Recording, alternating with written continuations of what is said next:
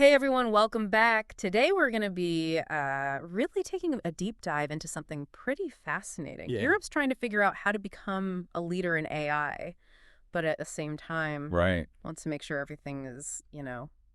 ethically and responsibly developed and Yeah, kind of a tough for sure. balancing act. Yeah, you can see that right away in the sources we've got opinions from, like everyday users. Oh, wow. A member of the European Parliament even weighed in on this. Interesting. And there's this whole debate going on about like progress versus responsible regulation. Oh, I saw that. And you know what else? There's this one comment that really caught my eye. It said that What was that? Europe is going to end up with this 1,200-page regulation Ooh. while everyone else is, racing ahead with AI. Oh, so they're going to be so bogged down they Yeah, can... they're going to be buried in paperwork pretty much. Wow, that's a good way to put it. This whole thing really highlights what a lot of people are calling this European paradox, right? Yeah, what is that? It's like this tension where Europe wants to be this global AI leader, wants to be at the forefront, Right. but they're also like super committed to this ethical development thing. Mm-hmm.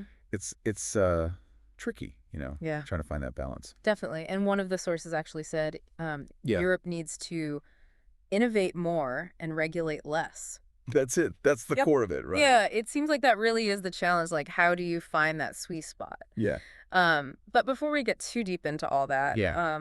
there was also, you mentioned a member of European Parliament. Oh, Axel Voss. Yes. Oh.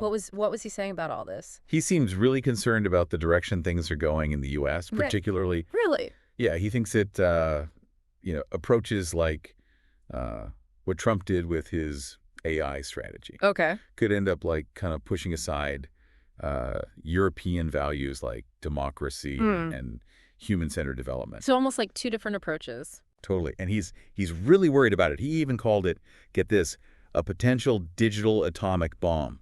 Wow, that's Pretty intense. yeah, that's some pretty strong language, huh? Definitely. It's like he's really urging Europe to like step up their game.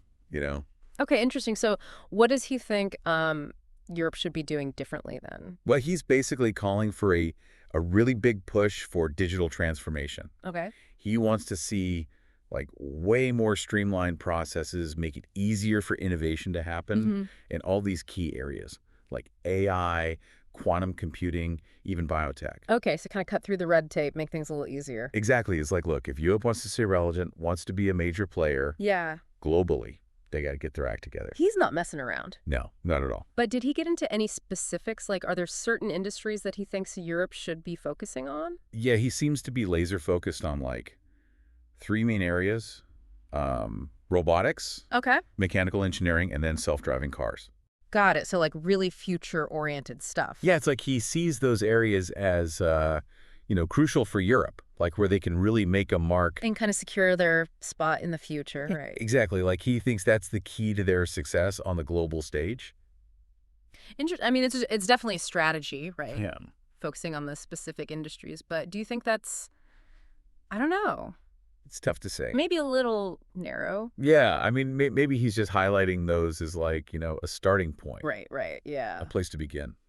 Okay, but speaking of strategy, let's get into this debate that's happening in the sources we've got about regulation. Oh, yeah, people have some pretty strong opinions. Yeah, it seems like there are two very distinct sides to this. For sure. And on the one hand, you've got the people who are all about like prioritizing innovation above all else. Okay. They think that too much regulation is just going to like kill progress, right? Uh-huh. And scare away all the investment. Yeah. It's like they're saying if Europe gets bogged down in bureaucracy and all these rules, they're just going to fall behind in this global AI race. So for them, it's like, get out of the way and let us innovate. Pretty much, yeah. Full speed ahead. And what about the other side then? What are they concerned about? Well, they're really stressing the importance of responsible regulation. Okay. They think it's like essential for protecting the public, for making sure there's accountability, for protecting vulnerable groups. Yeah. They're basically arguing that if companies just prioritize profit over people, Right. it could lead to some really bad consequences down the line. It's like that classic move fast and break things versus slow down and be careful. Exactly. It's like we're saying, hold on, let's make sure we're not throwing ethics out the window just to get ahead. Right. And that's something you're probably thinking about as you're going through all the source material. Definitely. How much risk are we willing to accept, right? Yeah. In the name of progress. It's a tough question. It is. It's a very tough question. And to make things even more complicated, you've got this 1,200-page regulation potentially on the horizon. Oh, right. The one that's got everyone buzzing? That's the one. Yeah, it's like the perfect embodiment of all those fears, Yeah. like that Europe's going to get stuck in this bureaucratic nightmare. And kind of missed the boat. Totally. Yeah. If they're trying to navigate a regulatory maze while everyone else is innovating, Right. it's not going to be good. And that kind of goes back to what Voss was saying, right? Yeah, about streamlining things, making it easier. Right. It's like Europe's trying to juggle all these different priorities at the same time. Yeah. You know, they want to be innovative, they want to be ethical, but they also don't want to be left behind. Right. It's a tough spot to be in. For sure. So the question is, how do they do it, right? Yeah. How do they actually strike that balance between fostering innovation and at the same time ensuring responsible development? That's what we're going to be digging into. Yeah. In the next part of our deep dive, Sounds good. we're going to explore this idea of smart regulation. Oh, yeah. I want to hear more about that. Yeah, it comes up a lot in the sources. Okay. And it might be a potential solution for Europe. All right. Well, we'll take a quick pause here, Sounds good. and we'll be back in just a minute.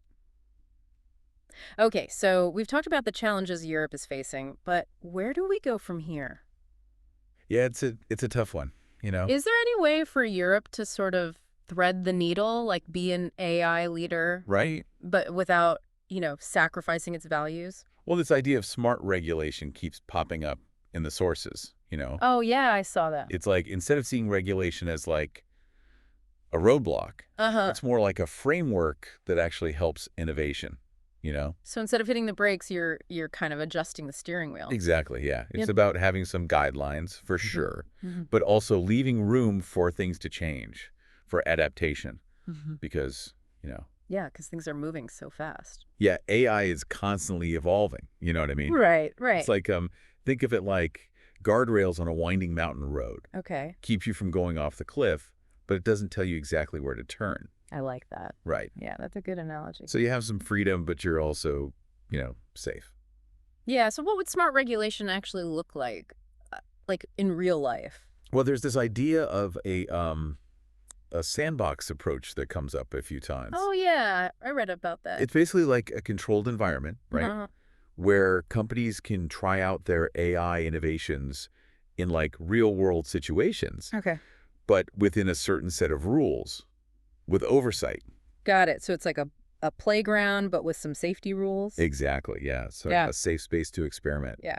And the idea is that regulators can actually see how the technology works, in practice. Right. They can spot potential problems early on. Before they become a big issue. Exactly, and then they can adjust the regulations as needed, Yeah. It's like a much more dynamic way to regulate than just having this huge, rule book that's trying to cover everything. Right, because you can't predict everything in advance. Right. Especially with how fast things are changing. Exactly, so it's got to be flexible. And another thing that I saw mentioned a lot was the importance of collaboration, right? Oh yeah, that's key. Between policymakers, industry experts, researchers. You got to have all those perspectives, Yeah. to figure out what the best way forward is. So it sounds like it has a lot of potential, this smart regulation thing. Yeah, there's a lot of buzz around it. But I'm sure it's not without its challenges, right? Of course. I mean, one of the biggest hurdles is Yeah. finding that balance between flexibility and Yeah. clarity. Okay. You want regulations that can adapt, right? Uh-huh. But they also have to be clear enough that companies can understand them, Yeah. So So they know what the rules are and they can follow them. exactly. It's a tightrope walk for sure. It is. It is. But how does this all fit into the global picture, right? I mean, we've talked about how the US and China are kind of surging ahead Right. in AI development. So how does smart regulation help Europe compete? That's a really good question. And actually, one of the arguments in favor of it is that it could actually give Europe an advantage. Oh, interesting. How so? Well, think about it. If Europe can create this regulatory environment that's, supportive of innovation, Yeah. but it's also aligned with like ethical values, Mm-hmm. it could attract a lot of talent and investment businesses that are looking for a Right. place where they can develop and deploy their AI responsibly. So Europe could kind of become like an ethical AI hub. Exactly. Yeah, like a place Uh, where AI is developed and used to benefit society, you mm-hmm. know, Hmm. where it respects human rights, where it Yeah. upholds democratic values. That's pretty compelling. Yeah, it's a powerful vision. It is, but are there, I mean, I guess there are always risks, right? What if this focus on ethical AI actually slows Europe down? It's a valid concern. I mean, it's a bit of a gamble for sure, Yeah. but there's also this counter argument that keeps coming up that, What's that? getting caught up in a race to the bottom where you're, you know, sacrificing ethics for speed. Right, just to get It's ahead. not sustainable, in the long run. Yeah, it's short-term gain versus long-term vision. Exactly. So with all this talk about AI regulation and smart regulation and all that, I mean, Yeah, what does it actually mean for like the average person? that's a great question. And it's something we're going to dive into even deeper. Okay. In the final part of our deep dive here, All right. we're going to look at like the societal impacts of AI, the good and the bad. Mm-hmm. And we'll talk about how people can, stay informed, get involved in this whole debate. Because it's going to affect everyone. Yeah, shaping the future. Yeah, it's really important stuff. So we'll get into all that.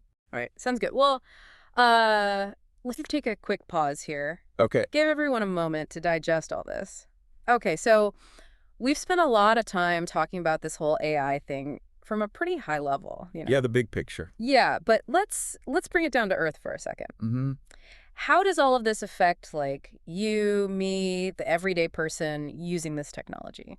It's easy to get lost in all the policy talk and, the big debates. Right. Right. But at the end of the day, it's really about how this technology is going to impact like your daily life. Exactly. So let's get into that. How is AI already showing up in our routines?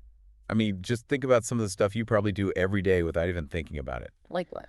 You probably use a smartphone with facial recognition to unlock it, Oh right? yeah, I do actually. Yeah.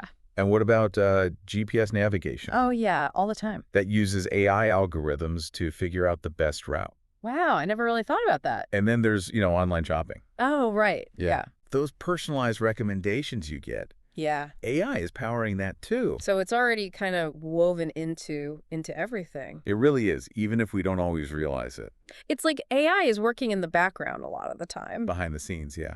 but it's definitely having an impact, right? Oh, absolutely. And that impact is only going to get bigger in the years to come.